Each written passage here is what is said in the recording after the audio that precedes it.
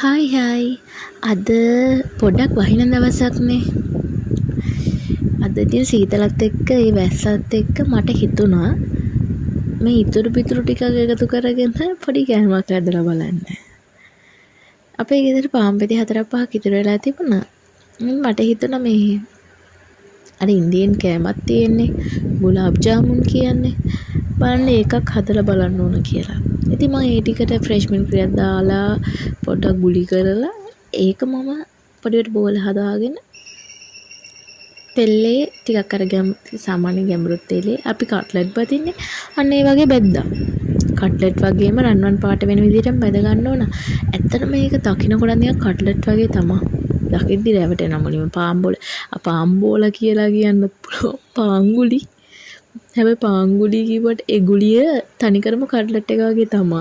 ඉතින් එහෙම බැදගත්තට පස්සේ ඒ බෝල බැදගත්තට පස්සේ මේ ඒක ටිකක් රසයි. ඉතින් ඒ කියන්නේ ඒකට මේ සුගර් සිරප් දාන්න කලින් නිකන් රසයි. ටිකක් පොඩි මේ ක්‍රිස්පි ගතියක් තියෙනවා බැදගත්තාම. අමුතුම රසක් තියෙනවා ඒකේ.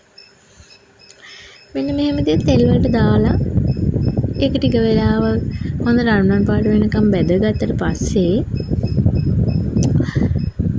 ලිපෙන් බා ගන්න ඕන. ඊට පස්සේ ටික බාගෙන අපි ඊළඟට ගන්න ඕනේ. ඒකට අපි දාන ඒකට ඇඩ් කරන සුගර් සිරප් එක හදා ගන්න ඕන. වතුර ටිකකට සීනි ටිකක් දාලා ඒක හොඳට උණු කරන්න ඕන.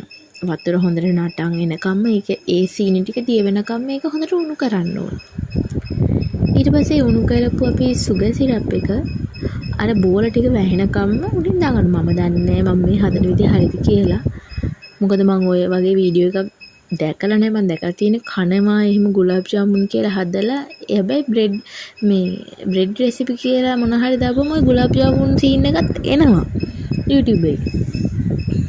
ඒක ගොඩ කාලෙකින් බලපු එකක් නම් මතක එහෙම නිකන් මම දන්නේ නැහැ. ඉතින් මට හිතෙන බලන්න මේක හදලා බලන්න ඕන කියලා. මං හම් බෝතලයකට දාලා තිබ්බා. ඒතර ඒකට කූඹි යන්නෙත් නැහැ.